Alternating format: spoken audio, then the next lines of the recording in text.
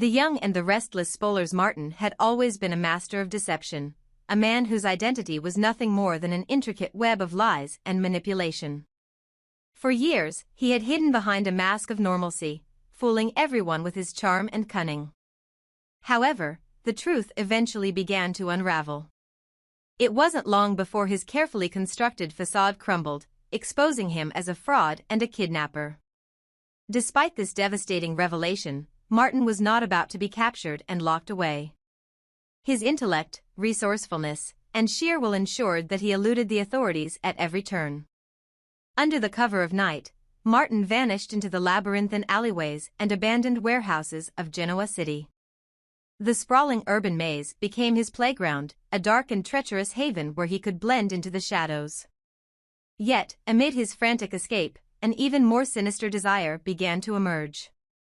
The betrayal he had endured, the chaos that had upended his carefully curated life, festered within him. Martin wasn't content with merely dodging the law, he craved retribution, a twisted form of justice that would force someone else to share in his suffering. In his disturbed mind, Martin devised a plan that was as cruel as it was calculated. He decided that the one person who would experience the agony of loss and the terror of the unknown would be someone he deemed responsible, a hostage, whose existence could be used as the perfect pawn in his twisted scheme. But fate, as it often does in the darkest of stories, had already chosen the unfortunate target, Phyllis. Phyllis, a gentle soul tormented by her own inner demons, had been struggling with deep-seated psychological issues for as long as anyone could remember. The scars of her past, hidden behind a fragile smile, were a testament to the battles she fought every day. Despite her efforts to overcome the crippling fear that haunted her, the trauma of her earlier experiences had left her vulnerable. A fact that Martin was all too eager to exploit. One fateful evening, as a chill wind swept through the deserted backstreets of Genoa City, Phyllis found herself ensnared in a nightmare that seemed too surreal to be real. In the blink of an eye, her world was upended when she was abducted in a manner so violent and unceremonious that it defied comprehension. The abduction was not just a random act of violence, it was a meticulously orchestrated move by Martin, whose calculated cruelty had been simmering beneath the surface for too long. The initial abduction left Phyllis reeling. Confined in a grim, makeshift cell hidden away in a decrepit industrial building, every second of her isolation was a descent into madness. The cold, damp walls bore silent witness to her mounting terror, each creak and whisper of the building's decay amplifying her sense of dread. Over time, the reality of her captivity began to erode her already fragile mental state. Paranoia set in, and every shadow became a looming threat. The nightmares that plagued her sleep bled into her waking hours, leaving her in a perpetual state of terror. But just when it seemed that Phyllis might begin to succumb to her fear, a horrifying twist shattered the remnants of any hope she clung to. In a cruel twist of fate, she was kidnapped once more, a second abduction that was even more harrowing than the first. When she finally regained consciousness in the dim light of a rundown room, her eyes met the cold, calculating gaze of Martin himself. There, in that grim setting, the true extent of his derangement became chillingly clear. Martin's eyes, once filled with the deceptive allure of a charismatic impostor, now glowed with a manic intensity. As Phyllis trembled before him, he delivered a declaration that would forever alter her fate. He intended to share her destiny, to be bound together in a grotesque pact that left no room for escape. Either we die together, or we leave Genoa City as one, he said in a tone that mixed both despair and twisted affection. His voice, low and measured, sent shivers down her spine as he laid bare his deranged plan. Phyllis, caught in the grip of terror, could barely comprehend the gravity of his words. For Martin, this was more than a mere act of revenge, it was an experiment, a perverse venture into the boundaries of human emotion and psychological torment. He saw Phyllis not merely as a victim, but as the subject of his ultimate experiment, to see if two broken souls could find solace in shared suffering, or if their combined despair would lead them down a path of mutual self-destruction. In his mind, this radical proposal was a way to balance the scales of justice, a method to ensure that the pain he had experienced would be equally inflicted upon someone else. Phyllis was to be his willing and unwilling test subject in this cruel experiment. As the days turned into nights and the oppressive atmosphere of confinement deepened, Phyllis's mind became a battleground of conflicting emotions. The terror of her abduction, the relentless uncertainty of her future, and the disturbing intimacy forced upon her by Martin's presence all coalesced into a nightmare from which there seemed to be no escape. Every moment was punctuated by Martin's unpredictable behavior. At times, he oscillated between cold detachment and moments of almost tender concern, leaving Phyllis to wonder if his madness was rooted in genuine, albeit twisted, emotion. In one of the few moments of respite from the relentless barrage of fear, Phyllis tried to understand Martin's motives.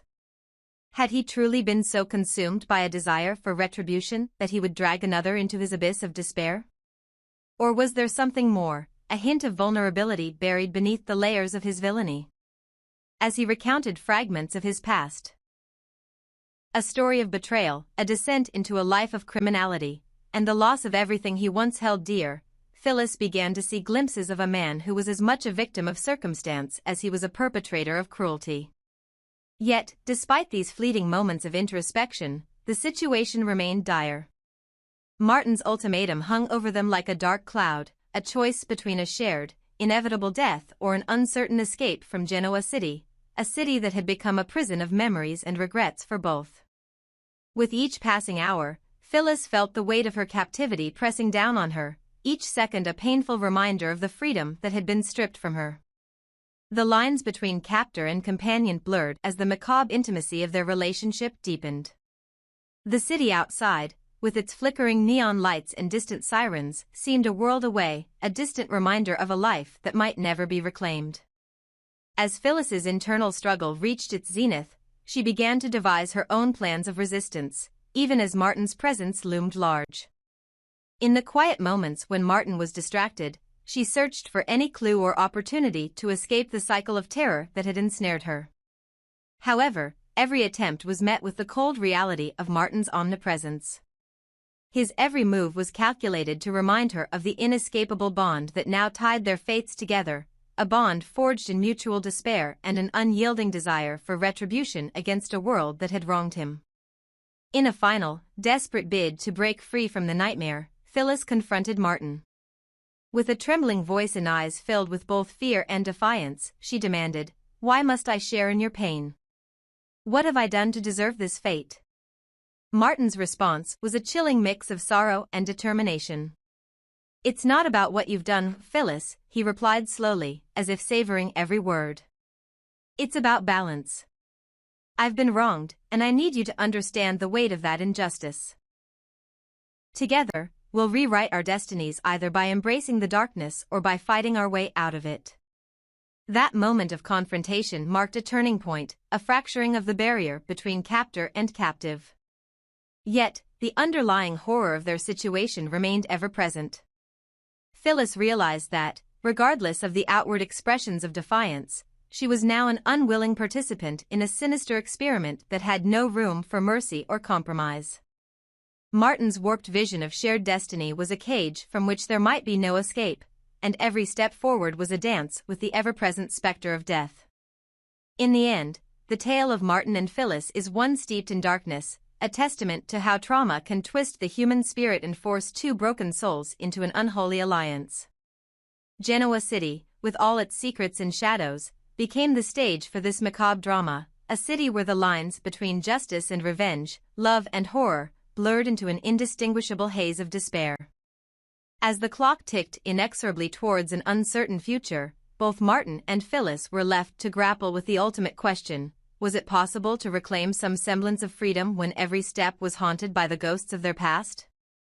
This chilling saga reminds us that in the labyrinth of human emotions, sometimes the most frightening monsters are not those lurking in the dark corners of the night, but the ones that reside within us. A truth that can transform even the most ordinary of lives into a tragic tale of horror and despair.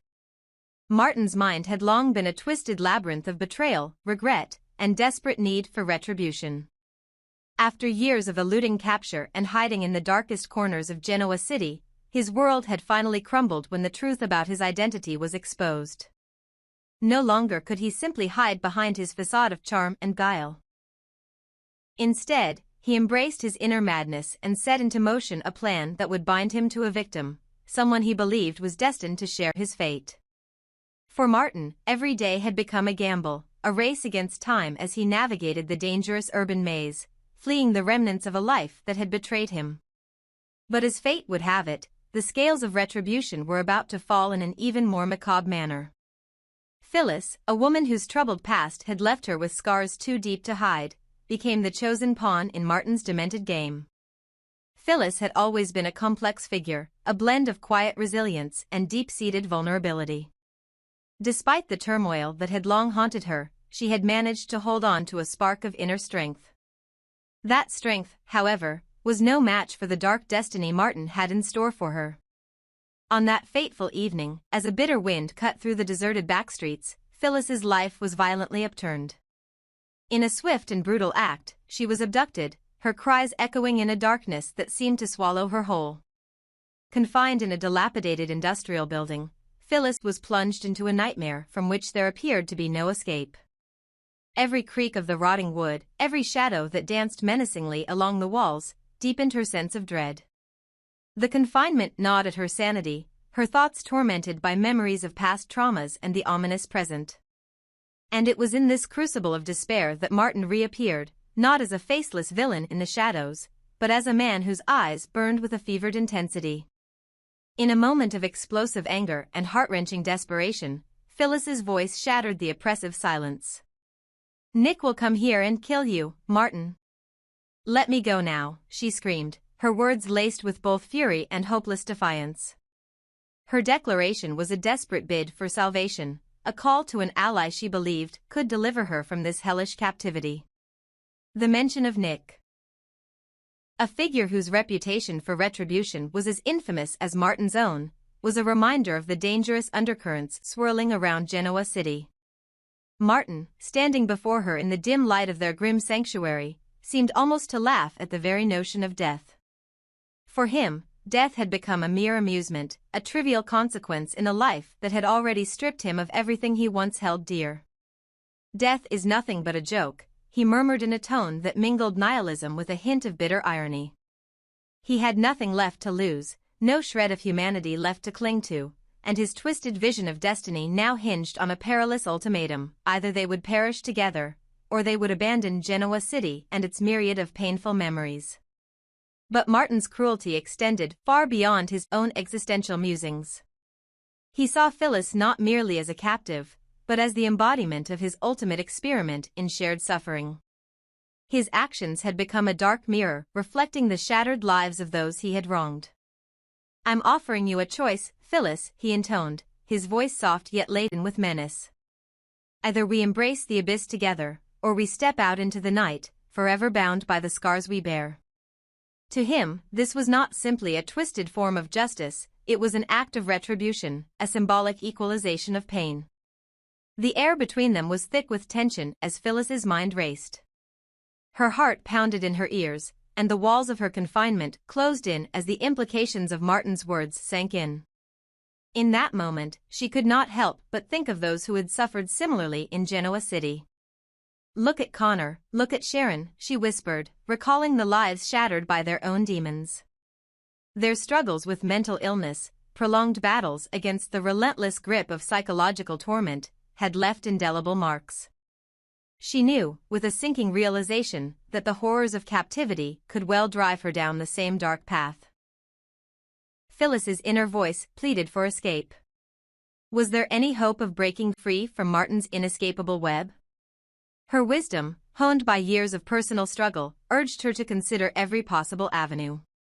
Despite the overwhelming fear that threatened to paralyze her, a small ember of determination began to glow within her. She questioned the very nature of her predicament. Could the brilliant spark of her resilience be enough to find a way out of this oppressive confinement?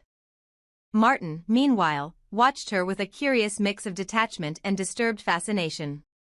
His face, marred by the scars of his past and the cruelty of his present, revealed nothing of the torment within. For him, the macabre dance of fate was already in motion, a dance where every step was as unpredictable as it was perilous. His victims, as he rationalized with a detached sort of cynicism, did not harbor hatred. They were mere reflections of his own pain, unwilling participants in a game that had spiraled far beyond his control. Yet, Phyllis's outburst, her fervent declaration that Nick would soon deliver retribution, infused the room with an electric charge of defiance. The very mention of Nick's name was a spark that threatened to ignite a conflagration of revenge. Martin's eyes, cold and unreadable, narrowed imperceptibly. In that fleeting moment, it was as if a silent challenge passed between them, a clash of wills in a landscape of suffering. For Martin, the terror of death had lost all meaning. His descent into madness had rendered the specter of his own demise a trivial matter. "I've lost everything," he muttered, half to himself, half as a grim proclamation to Phyllis. "In the end, what is death compared to the endless torment of a life without redemption?" His voice was a blend of nihilism and morbid acceptance, a testimony to a man who had surrendered even to the cruel inevitability of fate.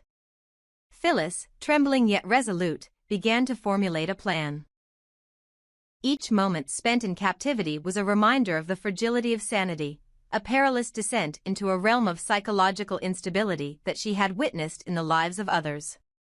The specter of mental illness loomed large, threatening to engulf her just as it had Connor and Sharon, whose struggles with their inner demons had become emblematic of the broader tragedy that plagued Genoa City.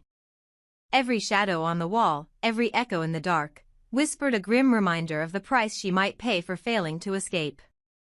Her eyes, reflecting a mix of terror and determination, scanned the room for any detail that might offer a lifeline. The confined space, with its crumbling brickwork and flickering lights, seemed to pulse with a malevolent energy. Yet, beneath the oppressive gloom, Phyllis's mind raced, mapping out potential escape routes and subtle strategies.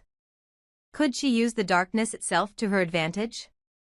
Could the same labyrinth of alleys and forgotten passageways that had once served as Martin's refuge now become her path to freedom? Her thoughts were a maelstrom of anxiety and ingenuity. She recalled every whispered conversation, every half-heard plan of those who had once tried, and failed, to outsmart the tormentors of Genoa City. Memories of past captives and desperate escapes merged with the stark reality of her current predicament. The ticking of an unseen clock was a constant reminder that time was both her enemy and her ally. With each heartbeat, the possibility of escape grew more tangible, even as the relentless presence of Martin threatened to snuff out that faint glimmer of hope. In a final, desperate confrontation, Phyllis's voice broke through the oppressive silence once more, this time laced with both fury and a resolute plea for liberation. "You may think death is a game to you, Martin, but know this, I refuse to be your experiment, your pawn in a sick game of shared torment," she declared, her voice echoing off the grimy walls. "I will find a way out of this nightmare. I will not let the demons of Genoa City define my fate." Martin's response was a slow, almost disconcerting smile, a smile that hinted at both resignation and a twisted sort of respect for the fire that still burned within Phyllis. "You're wise, Phyllis," he said softly, his tone mingling admiration with a foreboding finality. "Perhaps you truly have the strength to escape this cage. But remember, every step you take towards freedom only tightens the web that binds you to your past, just as it has bound me to mine." In that charged moment, the fate of both captor and captive hung in a delicate balance. Phyllis's defiant words and fierce determination clashed with Martin's bleak acceptance of his own damnation. Their voices, each echoing with pain and the desire for retribution, formed a dissonant duet that resonated through the confines of that forsaken place. As the night wore on and the boundaries between sanity and madness blurred, the true horror of their intertwined destinies began to emerge. Phyllis's internal struggle was not just against her immediate captor, but against a pervasive force that threatened to erode her very identity. The specter of mental illness, once a distant nightmare observed in others like Connor and Sharon, now loomed directly over her, its claws ready to tear away the remnants of her fragile resolve. Yet, even as Martin's deranged vision of a shared, tragic destiny loomed large, Phyllis clung to a spark of hope. In her heart, she believed that no matter how deeply entangled their lives had become, there remained a possibility, a narrow, almost imperceptible chance, that she could escape the clutches of despair and reclaim her life. In that belief lay the strength to challenge the darkness, to defy the grim prophecy that Martin had so coldly articulated. The city of Genoa, with its hidden alleys and whispered secrets, stood as a silent witness to their struggle. A sprawling urban labyrinth that had seen countless souls lost to its depths. And as Phyllis began to plot her escape, every creaking floorboard, every distant siren, seemed to carry the weight of both past tragedies and the uncertain promise of redemption.